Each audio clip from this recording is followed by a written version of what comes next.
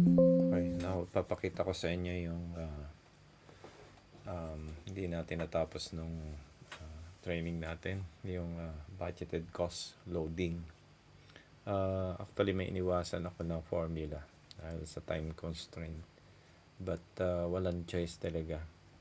So, ang plan ko sa formula na to, di-discuss ko during our regular classes, yung natitira nating meetings. I'm talking about section 6, 7, and 8.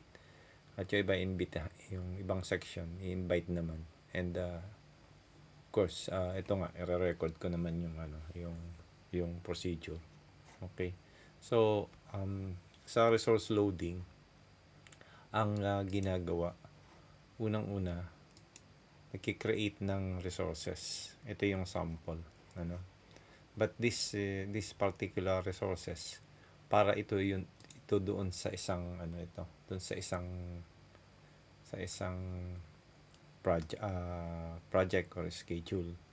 So gagawa kayo ng sarili, para doon sa schedule na hawak nyo. Okay? Now, yung paggawa niyan ganito. Okay? So halimbawa ayan, ayan, hindi sa atin yan, sa kabilang project yan, sabi ko sa inyo. Now, kung gagawa kayo ng new project, magkakaroon kayo ng new resources, set of resources. At ang paggawa niyan ganito. Mag-add lang kayo sa dulo. Kung wala namang ibang kasama, di naturally, ay di diyan kayo magki-create diretso na. So ito sa dulo 'yan, So ayan. So dito merong isa diyan. Yan, dapat nakaano ron. Okay? So kung building 'yan, let's say PLDG 'yun. Itong sunod na ito, pwede kong gawing BLDG 1 kasi kung BLDG lang yung isa ko itatype, hindi siya papayag, so dapat unique. Okay, kaya yan tingnan nyo, automatic naging BLDG 1. And this ito pagdating dito, ayan, parehas lang naman yung gagawin ko kasi nga ulitin ko lang yung loading ng resources, ng budgeted cost. So, inuulit ko dito tayo na stock noon, o ako na stock noon. Okay? And now, actually yan, kita niya, nagawa ko siya ng buo, pero hindi yan yung gagamitin ko. Gawa ko ng bago. Let's say kayo yan. Ito, gamitin niyo sa inyong pag-review. Okay? So, ito, magdadagdag ka dyan ng resources. Okay? Ina-hide ko lang kasi para makita nyo to. Okay? So, yan. Dito, yung budgeted cost. Okay. And then ito. Yan o. BC yung ginamit ko doon. Malamang, BC1 ito. Yan. So, hindi pwede yung BC gagamitin mo rin doon. Okay? So, ito yung resources ko. Kayo naman, siguro wala namang existing. So, alam problema. Okay? So, ignore yung taas. Dito kayo focus sa baba. Okay? So, for now, iloload ko lang naman yung budgeted cost. Okay?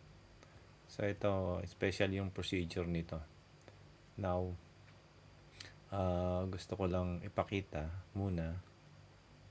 Okay? Na kung ito yung resources. Okay? Ang ating worksheet. Ito yon. Dito tayo, kung kayo may itatanong, kailangan ito itanong nyo kung paano nabuo, kung hindi nyo ito naintindihan, ha? Okay? At ipapaliwanag ko yan hanggat may communication tayo. Inuulit ko itong mga activities na ito. Sinadya ko ito na medyo habaan para mas marami kayong sample. Dito na kayo kukuha ng activities nyo para sa inyong building projects. Okay? Yung structure halos kompleto na yan, 98%, itong maybe not 100% pero napakaliit, 98 to 99% yan. Okay, now, itong MEP lang, dito lang nagkakaroon ng ano, madadagdagan to, konti lang yung mababawas. No? Ganon din naman sa architecture. Ayan, saan ka nagkita ng bahay na walang doors and windows, may wall plastering, wall tiles and so on. So, ito yun. Ha? Ito lang yung talagang concern ko dito na pag nakuha nyo, okay na kayo. Okay, dito pinapakita yung activities, may budgeted cost. May mga presyo. Depende nga sa volume, sa quantity. Ano? Asan yung quantities natin? Okay? Ayan. Ito. Itong quantities na ito yung basis ng duration. Okay. Yan. At basis ng cost. Okay. At yung duration, ito, na-establish yan using this manpower and equipments. Yan yung mga iintindihin nyo. Okay? So, inuulit ko anong gagawin natin. Itong mga cost na ito, ipapasok natin dito. Okay? Puro construction yan. Mula dito hanggang doon sa baba. Okay? Now, sample. Kapag resource loading, dapat yung activity may resources o resource.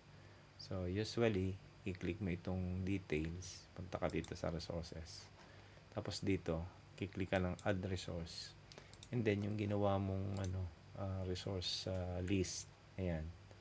Ito ha, take note, huwag kang kukuha dito dahil mayroong may-ari niyan. Dito tayo, ito yung ginawa natin. Yan. So, ilalagay mo yan. Ano? Ayun, ganyan yung paglalagay. Okay, yan yung manual. And then, kung magkano man yung ito, yung budgeted cost na yan, kino-customize lang yan para lumabas yung minsan wala yan dyan eh. Ayan. Sabihin mo, bakit wala akong okay. Right-click mo lang, customize, hanapin mo yan dyan.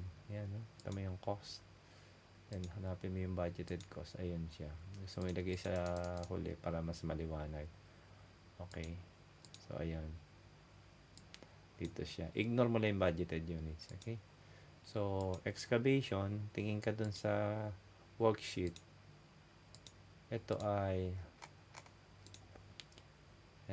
i-click mo siya. Control C or copy. Tapos, yan, double click mo siya. Control V. Yan, okay? So, meron ka na ron. Then, yung compaction, ganun uli. Add resource. Tapos, budgeted cost. Meron doon budgeted cost sa taas ha. Huwag kang kukuha doon. Dito ka lang sa sa ating list. So, yan. Andito na naman si budgeted cost. So, punta ka lang doon sa mo. Ayan. Then, Control C. Tapos, Control D. Dito. Baba. Ayan. Okay. Kompletohin na natin yung tatlo. Okay. Again. So, yun yung isa, yung file and file caps.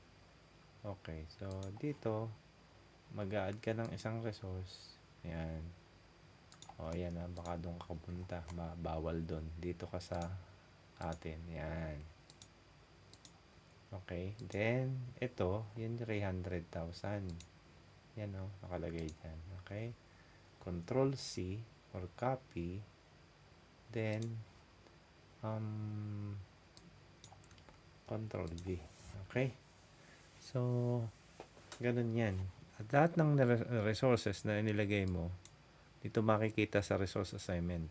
Yan. Pag kinlik mo na yung resource assignment, lalabas na yan. Ito yung resources natin. Ito yung project. Ito naman yung activities. May tabs na. Okay, so ayan nakalagay siya. Ito excavation, may sariling budgeted cost. Itong compaction din, and so on. Dito sa resource assignment, yan, makikita nyo rin yan dyan. Okay. So ayan, make sure na kung hindi ganyan ng punta ka dun sa sort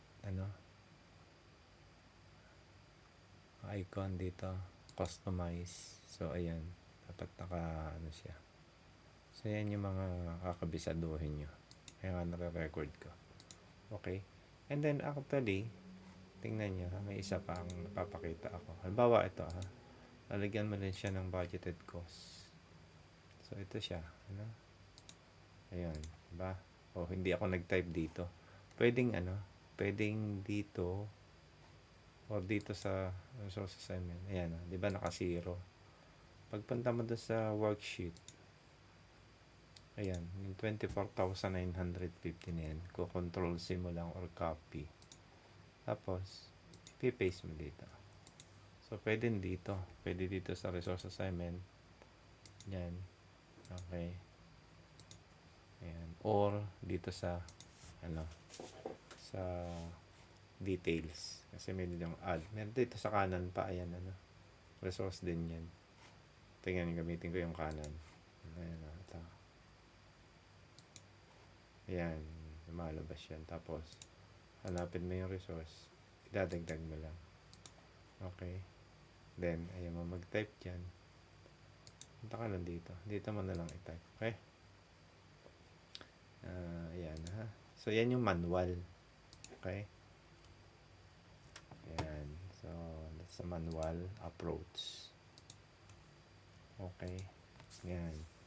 Ganyan yung paglo-load manually. Okay? So, sunod na video, papakita ko yung yung import-export, which is very, very much faster.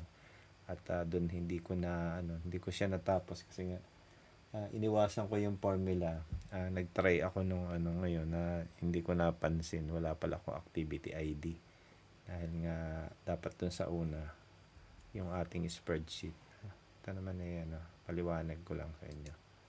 Napansin nyo, bakante yung gilid. Yan dapat yung una kong ginawa. Nawalan tayo ng oras. Okay. Anyway, okay lang yan. Tiyaga lang. Okay. So, ayan. So, meron na tayong nalagyan ng load na 5 activities. At least, ayan. Ito, hanggang dun. Ano ba? Ito, ang dami niyan. Nasa 100 yan. So, matagal, no? Okay? So, yan muna. Pakita ko sa inyo mas mabilis, okay?